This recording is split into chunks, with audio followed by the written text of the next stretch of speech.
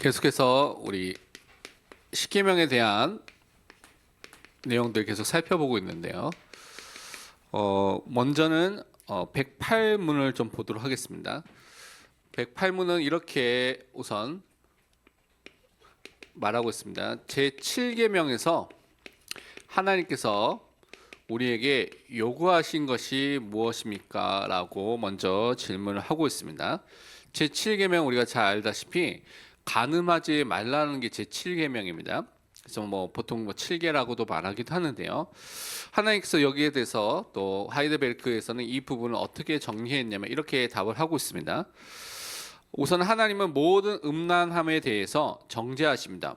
부정함에 대해서 저주하십니다. 여러 가지로 표현하고 있는데 음란함에 대해서는 하나님께서 이 부분을 분명히 죄로 여기시고 정죄를 하신다고 말씀하고 있습니다. 그러므로 우리는 마음으로부터 그것을 철저히 혐오해야 합니다라고 말하고 있습니다. 그러니까 우리 육신뿐만 아니라 마음으로부터 이 음란이라는 것을 미워하는, 싫어하는, 혐오라는 단어를 썼죠. 이렇게 하는 마음을 가져야 된다라고 말하고 있습니다. 그래서 그것이 어떻게 되냐면 거룩한 결혼 관계이든지 독신이든지, 그러니까 기혼자나 미혼자, 다른 말로 모든 사람이겠죠. 모든 사람이 다 포함되는 상태라는 것입니다. 단지 결혼한 사람만 말하는 것이 아니라 모든 사람이라는 것이죠. 그래서 단정하고 순결한 삶을 살아가야 합니다. 그 음란을 안 하는 것뿐만 아니라 우리가 단전하고 순결한 삶을 살도록 하나님께서 요구하신 것이 제7계명 간음하지 말라고 하신 그 말씀 속에 들어가 있는 의미라고 하는 것이죠. 그래서 이 말씀은 이제 모든 기독교인들, 기혼자뿐만 아니라 결혼한 사람뿐만 아니라 결혼하지 않은 미혼한 사람들도 다 포함되어 있는 것입니다. 그래서 말씀을 통해서 이 부분을 확인해 보면 레위기서 18장 30절에는 이렇게 말씀하고 있습니다.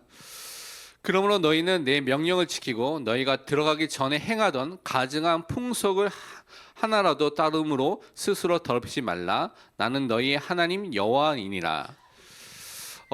이 가증한 풍속이라는 것은 그 당시에 우상 숭배를 하는 모든 현장들, 애국뿐만 아니라 또 가나안 땅에 있는 우상들 모든 현장은 우상 숭배를 하기 전부터 음란한 그런 행위를 한 다음에 성행위를 한 다음에 우상 숭배를 했습니다. 그래서 자기가 바알과 아스타롯과 우상을 숭배한다는 것은 이 음란한 일에 이미 참여한 자라는 것을 이미 말하고 있는 것이죠. 그래서 그런 것들을 이미 하지 말라고 이제 성경에서는 구약에서는 계속 반복해서 그것을 하지 말라고 말씀하고 있는 것입니다. 그리고 에베소서 5장 3절에서 5절도 이렇게 우리에게 말씀하고 있죠. 음행과 온갖 더러운 것과 탐욕은 너희 중에서 그 이름조차도 부르지 말라. 이는 성도에게 마땅한 바니라. 누추함과 어리석은 말이나 희롱의 말이 마땅치 아니하니 오히려 감사하는 말을 하라. 너희도 정녕 이것을 알거니와 음행하는 자나 더러운 자나 탐하는 자나 곧 우상 숭배자는 다 그리스도와 하나님 나라에서 기업을 얻지 못하리나. 초대교회 때부터 이 음행에 대한 부분을 포함해서 이 죄라는 부분을 굉장히 중요하게 생각했는데요. 교인 성도가 피해야 될 대표적인 죄로 이 음행을 우리에게 말씀하고 있는 것을 우리는 또 기억을 해야 되는 것입니다. 그러면서 유다서 1장 23절에서는 이렇게 말씀하고 있는데요.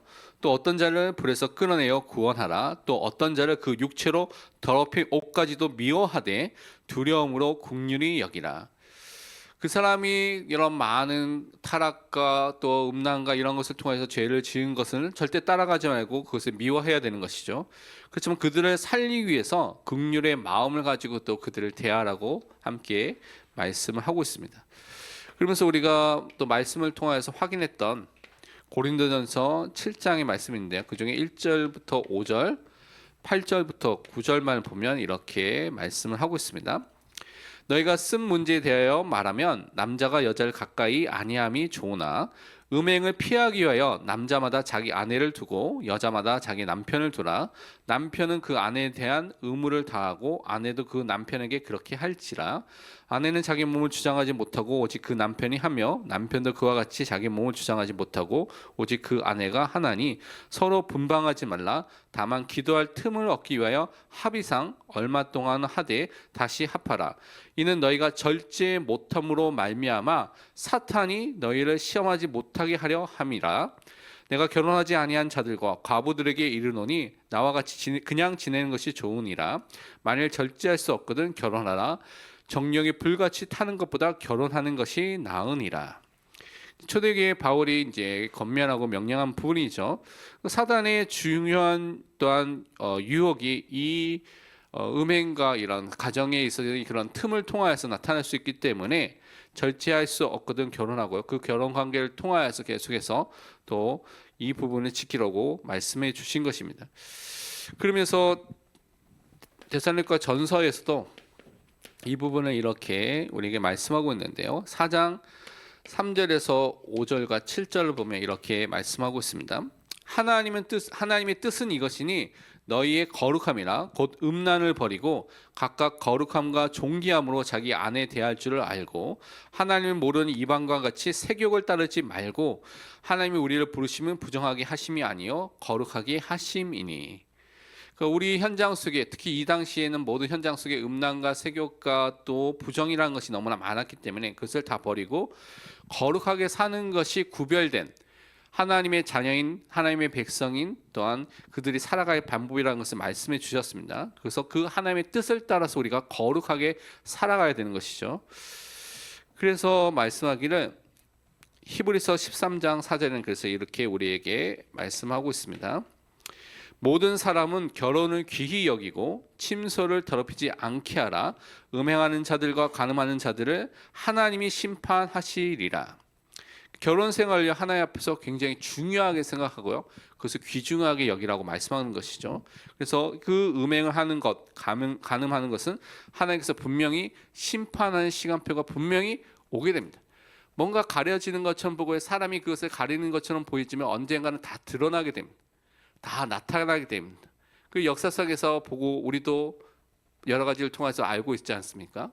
분명히 나타나는 게 하나님께서 심판하시는 시간표는 분명히 오게 된다는 것을 성경은 말하고 있습니다. 그래서 109문에서는 연결해서 이렇게 질문하고 있습니다. 그러면 이 7계명에서 간음하지 말라고 하는데 그럼 이 계명에서 그 간음과 그 비슷한 유사한 수치스럽고 부끄러운 그 죄만을 금지하고 있습니까? 간음이란 죄, 그와 비슷한 그런 죄들만 금지하고 있는가라고 질문한 것이죠. 그 답을 보면 우리가 이 부분을 단지 행위적인 음란을 행하는 것을 넘어서서 하나님께서 말씀하신 것을 살펴볼 수가 있습니다. 우선은 우리 몸과 영혼이 성령의 전이기 때문에 우리 전 인격 속에서 또 성령 하나님께서 우리와 함께 하시는 그 축복을 우리에게 주신 것이죠. 그래서 우리 자신을 순결하고 거룩하게 지키는 것이 하나님의 뜻입니다. 거룩한 영이 성령께서 함께 하시기 때문에 우리가 날마다 거룩해지고 순결해지는 삶을 살아가는 것이 또한 우리 삶 속에 나타나게 되는 것이죠. 왜냐하면 우리가 부족하지만 회개를 통하여서 성화를 통해서 이것을 성령 하나님께서 이루시기 때문에 이것이 나타나고 이것을 하나님의 뜻으로 우리가 행하는 것입니다. 그러므로 하나님께서는 모든 음란한 행위와 몸짓과 말과 생각과 욕망 그리고 우리를 음란함으로 유혹할 수 있는 모든 것을 금하십니다. 금지한다고 말하고 있죠. 우리는 단지 음란한 행위를 하는 것, 좀 더 범위를 넓혀서 그와 관련된 몸짓을 하는 것만 간음과 관련된 것이다 라고 생각할 수가 있는데 그것을 넘어서서 뭐라고 하냐면 말도 하는 것, 거기 관련된 말, 생각과 그리고 결혼 관계를 넘어서서 잘못된 그런 욕망을 갖고 있는 것들, 그것과 함께 이것으로 행하도록 그 사람들을 유혹하고요, 그것을 이끌 수 있는 그런 여러 가지 것들을 유혹할 수 있는 것들도 그것을 하지 말라고 금지를 하고 있는 것을 살펴볼 수가 있습니다. 그러니까 우리가 어떻게 행해야 될지, 어떻게 살아야 될지에 대한 부분들을 말씀하고 있는 것이죠. 그러면 말씀을 통해서 이것을 확인해 보면 마태복음 5장에 보면 예수님께서 분명히 이렇게 먼저 27절과 29절 예수님께서 말씀하신 것입니다. 또 간음하지 말라 하였다 하는 것을 너희가 들었으나 나는 너희에게 이르노니 음욕을 품고 여자를 보는 자마다 마음에 이미 간음하였느니라. 만일 내 오른 눈이 너로 실족하게 하거든 빼어내버리라. 내 백지 중 하나가 없어지고 온몸이 지옥에 던져지지 않는 것이 유익하며 라고 말하고 있습니다. 예수님의 기준은요, 단지 이런 행위가 아니라 이런 생각을 품는 것, 욕망을 품는 것 같지도 죄라고 말씀한 것이죠. 그러니까 이 모든 것들을 통해서 자신을 지키는, 왜냐하면 이런 생각과 마음으로부터 그것이 행동으로 나타나기 때문에 그것부터 하지 않도록 우리에게 말씀하고 있는 것입니다. 고린도전서 6장 18절에서 20절에 보면 또 이렇게 말씀하고 있습니다.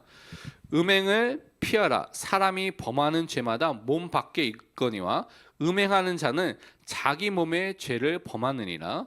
너희 몸은 너희가 하나님께로 받은 바 너희 가운데 계신 성령의 전인 줄을 알지 못하느냐. 너희는 너희 자신의 것이 아니라 값으로 산 것이 되었으니 그런즉 너희 몸으로 하나님께 영광을 돌리라. 우리는 예수 그리스도의 그 보혈을 통해서 값을 주고 우리를 구속, 속량해서 우리에게 자유와 해방을 주신 것이죠. 그래서 우리는 성령의 전으로서 이 땅에 사는 것입니다. 우리의 육체도, 우리의 모든 것도 성령의 전으로서 지금 살고 있는 것이죠. 그렇기 때문에 우리는 하나님께 영광을 돌리는 삶을 살도록 우리를 불러주신 것입니다. 그래서 우리의 선택들, 우리의 행동들, 우리의 말들, 우리가 하는 모든 것들이 이제 하나님의 영광을 돌리냐 안 돌리냐는 것을 살펴야 되는데, 그 중에 제일 우리를 방해하는, 그 당시뿐만 아니라 오늘날도 음행이라는 부분을 말하고 있는 것입니다. 그래서 그것을 주의하라고 말하고 있고요. 그러면서 고린도전서 15장 33절에는 또 이렇게 말하고 있습니다. 속지 말라. 악한 동무들은 선한 행실을 더럽히나니 라고 되어 있습니다. 그러니까 죄악으로 가득 찬 사람들과 함께하면 그 사람들이 행하는 그 죄악의 그 흐름과 그 물결 속에 함께 들어가서 그것에 오염이 되고요, 선한 행실을 더럽히게 되는 일들이 일어나는 것을 너무나 많이 보게 됩니다. 그래서 우리 한국의 속담도 그렇고요, 많은 내용도 친구를 잘 새겨라 여러 가지 속담도 많고 많잖아요, 그렇죠? 그래서 금묵자흑이라고 그래서 그 묵을 가까이 하면 검은 거 가까이 하면 검게 되고 이런 얘기도 많게 됐는데, 그러니까 어떤 사람을 사귀는지가 중요합니다. 그것이 우리 삶 속에 영향을 주기 때문에 그렇죠. 그러면서 예배소서 우리가 잘 아는 5장 18절에 그래서 이렇게 말씀을 하고 있습니다. 술 취하지 말라. 이는 방탕한 것이니 오직 성령으로 충만함을 받으라. 술 자체는 음식이기 때문에 이것이 죄다, 악이다, 선이다 그런 건 없습니다. 술 자체는 그런 것이 전혀 없는 그냥 딱 중립적인 겁니다. 그래서 그것을 예수님도 가나 혼인잔치 때 그때 참여하셔서 물을 포도주로 만들면서 거기는 물 대신에 포도주를 마실 정도로 그 현장이었기 때문에 그렇게 잔치에 참여해서 마시기도 하고요. 그렇게 역사도 기적도 행하시도 하셨죠. 그런데 이것이 이제 취하게 됐을 때 일어난 일들은 우리가 너무나 뉴스를 통해서 너무나 많이 알고 있는 것이죠. 그래서 성경도 술 취하지 말라고 말하고 있습니다. 취할 때 일어나는 것이 방탕한 일, 자기 절제가 되지 않고요, 음란에 빠지는 일들이 너무나 비일비재하게 너무나 많이 나타나기 때문에 그렇습니다. 그래서 한국에 왔던 초기 선교사님들, 지금부터 140여 년 전에 왔던 선교사님들이 한국이 왜 망하느냐, 가장 중요한 것 중에 하나가 술, 담배, 도박, 이것을 그래서 기독교인은 하지 않는다라는 것을 생활의 어떤 준칙, 기준으로 주신 것이죠. 그래서 그것들이 지금까지 많이 내려오고 있는데, 이 부분을 통해서 우리가 우리 자신을 어떻게 세워야 될 것인가라는 것들도 생각을 해야 되는 것입니다. 그래서 우리가 제7계명을 통하여서 음란이 아니라 하나님께 영광을 돌리는 삶, 그리고 그것을 통해 하나님 앞에 서는 믿음의 사람으로 설 수 있도록 기도를 해야 되겠습니다. 우리 구역 공과를 보면 21과에 보면 뭐를 대해서 말하면 유월절에 대해서 기념하고 그것을 지키라고 한 민수기 9장의 명령을 오늘 좀 잠시 살펴보도록 하겠습니다. 유월절을 통해서 하나님께서는 자신이 누구인지를 알려주셨는데 그 하나님께서는 물론 창조주시고요, 모든 우상을 이기신 전능자가 되시고요, 유일한 하나님이 되시죠. 그리고 그들을 유월절을 통하여서 구원하신 구속자 되신 하나님이라는 것을 말씀해 주셨습니다. 그리고 그들을 광야 생활에서 인도하시면서 구름 기둥 불기둥을 통해서 그들을 끝까지 이제 가나안 땅까지 또 인도하셔서 모든 삶 속에 책임지시는 인도하시는 하나님이라는 것을 말씀해 주셨죠. 근데 그 하나님께서 이 광야 생활에서 이스라엘 백성이 나왔을 때 그들에게 유월절을 곧바로 지키라고 명령을 주신 것입니다. 근데 이 유월절은 왜 중요하냐면 앞으로 오실 메시아가 십자가에서 우리 대신해서 피를 흘려서 죽으시고 그것을 통해 우리의 구속사역, 구원사역을 다 이루실 것인데 그것의 가장 대표적인 구약의 대표적인 모형, 그림자, 가장 크게 우리에게 중요한 증거로서 나타난 사건이기 때문에 그렇습니다. 그래서 우리는 항상 유월절을 볼 때마다 그리스도의 보혈을, 그리스도의 십자가를 항상 우리는 붙잡는 것입니다. 그러면 유월절의 의의에 대한 부분을 잠깐 살펴보면 유대 민족에게는 중요한 3대 절기가 있죠. 우리가 잘 아는 유월절이 있고요. 그것과 함께 우리가 또 초막절과 오순절이라는 절기가 있습니다. 그러니까 그 대표적인 절기로서 지켜야 될 온 이스라엘 백성이 지켜야 될 절기로 주어지게 된 것이죠. 근데 이 유월절은 우리가 잘 알다시피 애굽에 노예됐던 상태 속에서 하나님께서 10가지 기적을 통하여서 또 재앙이라고 할 수 있다 기적을 통하여서 이제 이스라엘 백성을 구원하신 사역을 하신 것을 말하고 있습니다. 특히 마지막 날 마지막 그 10번째 재앙에 장자의 죽음을 통하여서 이 문설주와 문인방에 어린 양의 피가 있는 집마다 죽음의 저주가 6월 넘어가게 되는 패스오버 넘어가게 되는 것을 지키게 되는 그 절기가 이제 6월절인 것을 우리가 너무나 잘 알고 있습니다. 하나님께서 행하시는 구원이 무엇인지 그 속에서 우리에게 주신 해방이 무엇인지를 알고 누리도록 허락해 주신 중요한 절기라고 할 수가 있는 것이죠. 그럼 이 시기가 언제 있냐? 이 시기는 여러분이 보면 성경에 보면 많은 경우 정월이라고 되어 있습니다. 이 정월은 우리나라의 달력이 아니라 유대인들의 달력입니다. 유대인들의 종교력, 유대인들의 종교적인 달력에서 정월 14일, 유대인들의 달력에서 정월 14일부터 유월절을 지키는 것이죠. 그래서 여러분이 나중에 보면 바벨론식으로 보면 니산월이라고 말하기도 합니다. 그렇게 또 번역이 되기도 합니다. 그리고 그 다음 날부터 정월 15일부터 일주일간 지키는 절기가 또 연결해서 있는데 그것이 무교절입니다. 그래서 이때 이제 유월절과 무교절이 합해져서 절기로 지키는 것이죠. 그래서 연결된 절기가 거의 무교절이 하면 유월절이 딱 앞에 있다고 여러분 생각을 하시면 됩니다. 그래서 두 가지가 이렇게 지켜지는 절기입니다. 근데 이것이 오늘날 우리가 지키는 태양력 지금의 절기로 살펴보면 이것이 약간 음력 비슷하게 여러분 생각하시면 됩니다. 그러니까 지금 우리로 생각하면 이것이 보통 3월에서 4월, 어떤 때는 3월일 때고 어떨 때는 4월이기도 합니다. 그런데 여러분 여기서 꼭 여러분이 아셔야 될 것이 예수님이 언제 죽으셨죠? 6월절 바로 전에 죽으셨죠. 전날. 그리고 나서 6월절이 지나고 나서 그 다음에 3일 만에 부활하셨죠. 그러니까 예수님의 부활 절기가 3월에도 있고 4월에 있는 것이 이제 6월절 이 시기와 연결되어 있습니다. 그래서 사실은 6월절을 대체한 게 누구냐? 6월절을 완성하신 분이 누구냐? 그리스도의 십자가라는 사실을 또한 우리는 이것을 통해서 확인해 볼 수가 있습니다. 그러면서 6월절 규례에 대해서 보면 뭘 하라고 했냐면 우리가 잘 알다시피 흠없는 양을 준비하라라고 한 것을 우리가 잘 알고 있죠. 그 19수대로 준비해라. 그래서 대충 한 10명에서 10명이 한 마리 정도 준비한다고 볼 수가 있는데요.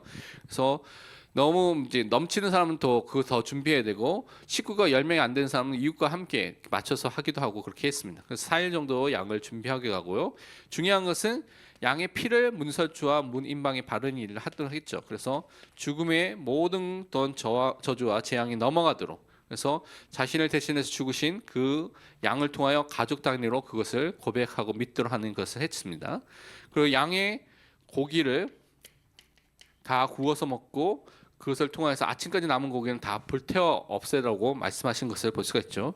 그러면서 이것이 허리에 띠를 띠고 신을 신고 급하게 먹으라고 말하고 있습니다. 그래서 손에 지팡이를 짚고 하면서 급히 먹으면서 급히 출애굽한 것을 기억하면서 그것을 언약으로 붙잡고 하도록 하신 것입니다.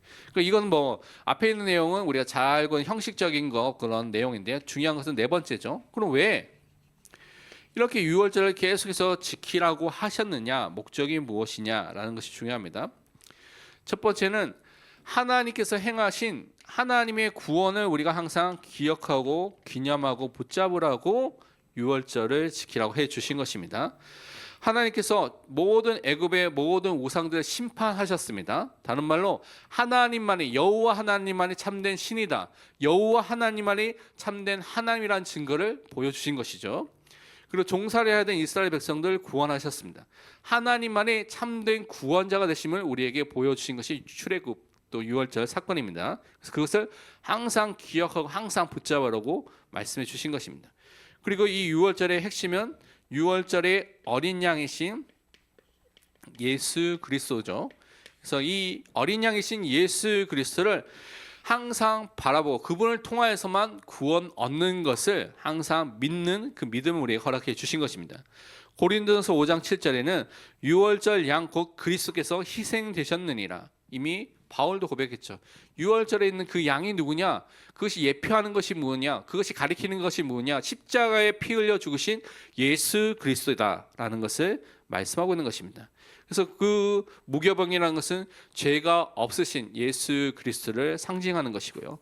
예수 그리스도가 어린 양을 통하여서 그의 피를 흘려 주심을 통하여서 그의 대속의 죽음을 통하여 우리가 생명을 얻고요, 해방을 얻고요, 구원함을 얻는 것을 미리 보여주고 그것이 완성된 것을 우리에게 말하고 있는 것입니다. 그래서 유월절로 예표된 무교병과 어린 양과 그런 모든 것을 통해서 우리는 예수 그리스도를 붙잡고 그분을 바라보고 믿는 믿음의 사람으로 서야 되겠습니다.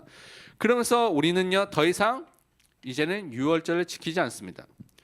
유월절을 지키는 단체가 아직도 있죠. 아는 단체 있나요? 대표적으로 하나님의 교회.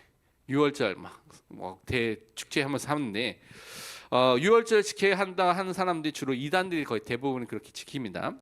근데 이분들은 예수 그리스도의 성만찬으로 이 유월절이 대체된 것을 모르고 있는 사람들입니다. 그래서 유월절은요, 성만찬으로 대체됐고 할례는 유아 세례로 대체가 됐습니다. 예수 그리스도 오심을 통해서. 그래서 이제부터는 우리가 유월절을 지키는 것이 아니라 유월절을 완성하신 유월절 어린 양으로 오셔서 그 모양과 그림자를 다 완성하신 원형과 실체가 되신 예수 그리스도를 바라보고 우리는 성찬을 지키는 것입니다. 그래서 예수님께서 유월절 그 전에 그 만찬을 하면서 성만찬을 제정하셔서 이제는 우리는 그리스도의 몸과 피를 기념하는 그 축복 속으로 부르심을 받았습니다. 그래서 우리 죄를 위해서 죽으시고 또 그것을 통해서 모든 죄를 용서하시고 사망과 모든 사탄의 권세 속에서 우리를 구원해 주신 예수 그리스도를 기념하고 그분이 우리와 함께 하신 영적으로 임재하셔서 모든 축복과 은혜를 주신 것을 누리는 성찬을 항상 누리는 것입니다. 그래서 우리는 유월절 대신에 이제부터는 성찬을 계속 지켜야 됩니다. 그래서 사실은 초대교회 때는 예배를 드릴 때마다 성찬을 드렸거든요. 근데 이것이 성찬의 의미가 퇴색되고 변경되고 그렇게 되니까 이제 성찬을 굉장히 많이 줄여서 했는데 그래도 우리는 1년에 지금 한 2달에 한 번씩 하고 있는데 내년부터는 한 달에 한 번씩 할 예정입니다. 그래서 그것을 놓고 좀 기도해 주시고요. 그래서 사실 매주 하면 또 사람들이 또 중요성을 잊어버릴 수가 있기 때문에 한 달에 한 번 정도 하면 되겠다라고 저는 생각하고 좀 기도를 하고 있습니다.